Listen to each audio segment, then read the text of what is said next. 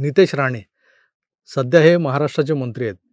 पण त्याआधी नितेश राणेंची ओळख काय, तर ते एक हिंदुत्ववादी कार्यकर्ते, आमदार, माजी मुख्यमंत्री नारायण राणेंचे सुपुत्र नितेश राणे.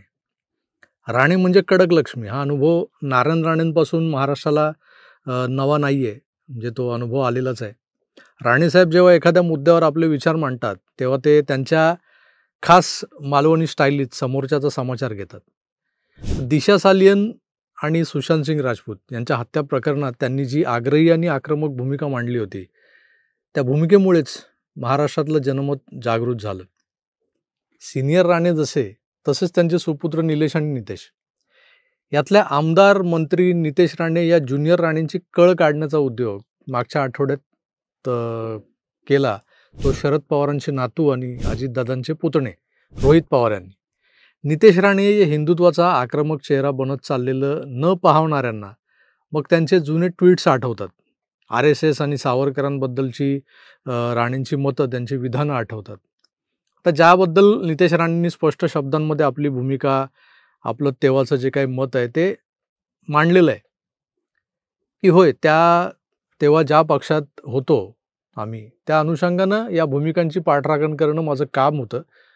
पण मी खऱ्या अर्थानं शिवसैनिक वडिलांचा मुलगा असल्यानं माननीय बाळासाहेबांचं हिंदुत्व, आक्रमक हिंदुत्व हे कुठेतरी आत रुजलेलं आहे त्यांच्या. तेच आता बाहेर येतं. त्यामुळे राणेंच्या हिंदुत्वाबद्दल दुमत नाहीच आहे. रोहित पवारांकडून जो फेक नरेटिव्ह पसरवला जातोय की अबू आझमीनं औरंग्याची भलामण करून महाराजांचा अपमान केला, पण कोरटकर आणि राहुल सोलापूरकरला सरकार पाठीशी घालते. खरं तर कोरटकर किती चिल्लर माणूस आहे आणि राहुल सोलापूरकरचा जो विषय आहे तो कधीच संपलाय. खुद्द देवेंद्रजींनी सभागृहात सांगितलेलं आहे. कोरटकर असो का कोणी असो, जो महाराजांचा, छत्रपती शिवाजी महाराजांचा आणि छत्रपती संभाजी महाराजांचा अपमान करेल, कोणी असो, त्याला सोडलं जाणार नाही. असं आहे. एक लक्षात ठेवा, समजा काही न्यायालयाने निर्णय दिले असले तर वरच्या न्यायालयात जाऊ, पण सोडणार नाही. आणि असं असताना रोहित पवार यावर बोलतायत सातत्यानं. सभागृहाबाहेरही हे त्यांचे पाळीव पत्रकार समोर दिसले की थांबून त्यांना बाईट देत असतात. मी कोरटकरांचा मुद्दा घेत होतो, इतरही मुद्दे घेतले जे महाराष्ट्राच्या हिताचे, शेतकरी, बिझनेस, व्यवसाय, इन्व्हेस्टमेंट, नोकऱ्या, त्याच्याचबरोबर अजून काही महत्वाचे मुद्दे घेतले. आणि मी या सरकारला टार्गेट करत होतो, व्यक्तिगत लेवलला नाही, पण लोकांच्या वतीने संविधानिक पद्धतीने तिथं आमचं भाषण चालू होतं. कोरटकरचा मुद्दा आल्यानंतर मला माहित नाही काय झालं, नितेश भाऊंना अचानक कुठले मंत्री आहेत. खरं तर जेव्हा राज्यपालांच्या अभिभाषणावर चर्चा होत असते तर उत्तर मंत्री कधी देत नसतो, त्या ठिकाणी मुख्यमंत्र्यांना द्यावं लागतं. शिवाजी महाराजांना जाणता राजा म्हणू नका असा आदेश देणारे शरद पवार, त्यांच्याच राष्ट्रवादी शप गटाचे नेते जितेंद्र आव्हाड यांचं महाराजांबद्दलचं मत, अफजल खान होता म्हणून शिवाजी महाराज होते, केवढा तो अफजल खान, राजे तर 5 फुटांचे.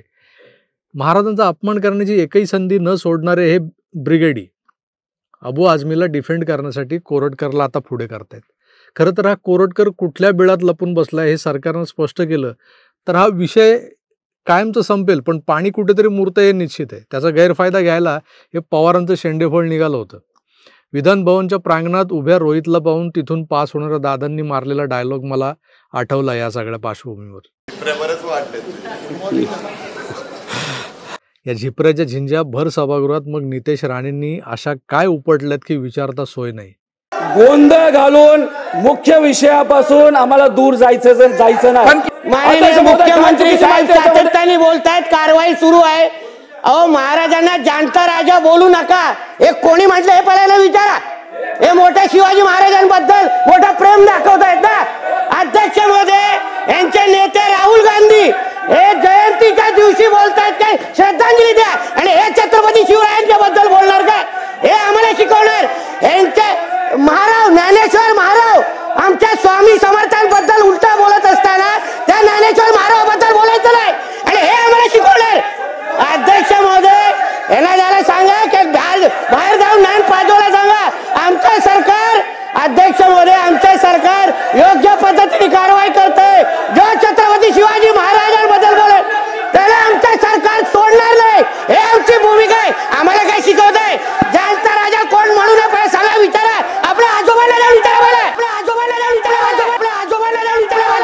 पाहिलं, हिंदुत्वाचा सोस असणाऱ्या भाजपकडे आक्रमक चेहरा नव्हता हिंदुत्वाचा, किंवा भाजपचं हिंदुत्व हे सॉफ्ट हिंदुत्व आहे असं जे बोललं जात होतं, त्यावरचं हे सणसणीत उत्तर नितेश नारायणराव राणे. शाहू फुले आंबेडकरांचाच महाराष्ट्र असं मिरवणाऱ्या खणत्या राजानं आमच्या महाराजांना जाणीवपूर्वक अडगळीत टाकण्याचा जो प्रयत्न वर्षानुवर्ष चालवला होता, त्याचा उत्तरार्ध आता त्यांचा झिपऱ्या नातू गाजवू पाहतोय. पण त्यालाही लोळवायला हिंदुत्वाचे आक्रमक शिपाई सभागृहात हजर आहेत.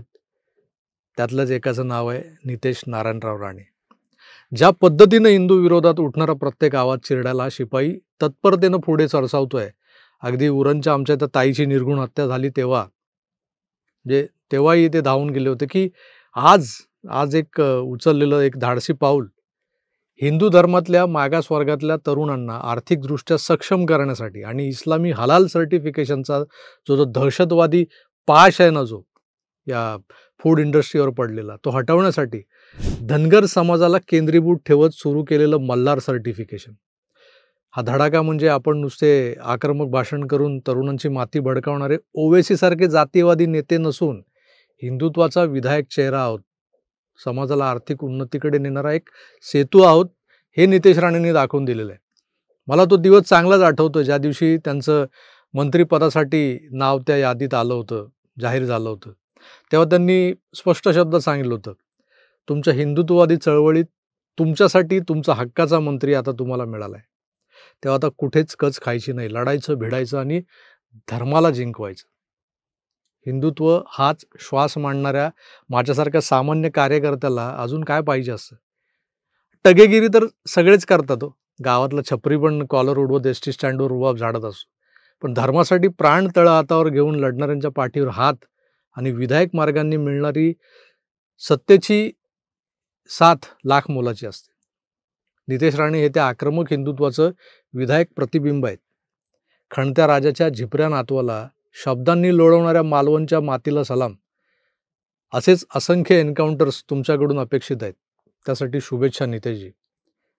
मित्रो, शेठजी भटजींच्या मवाळ भारतीय जनता पक्षातला आक्रमक हिंदुत्ववादी पण तितकाच अभ्यासू आणि विधायक चेहरा मंत्री नितेश राणे यांच्या भूमिकाबद्दल हे झालं माझं मत. तुमचं मत काय हे मला कमेंट्स करून जरूर कळवा. मी तुर्तास इथेच थांबतोय, पण पुन्हा भेटूच, कारण हा जो धडाका आहे हिंदुत्वाचा तो काही इथे थांबणार नाही. तोवर आपली काळजी घ्या आणि पाहत राहा तुमचं आवडतं यूट्यूब चॅनल आकार DG9. धन्यवाद. नमस्कार.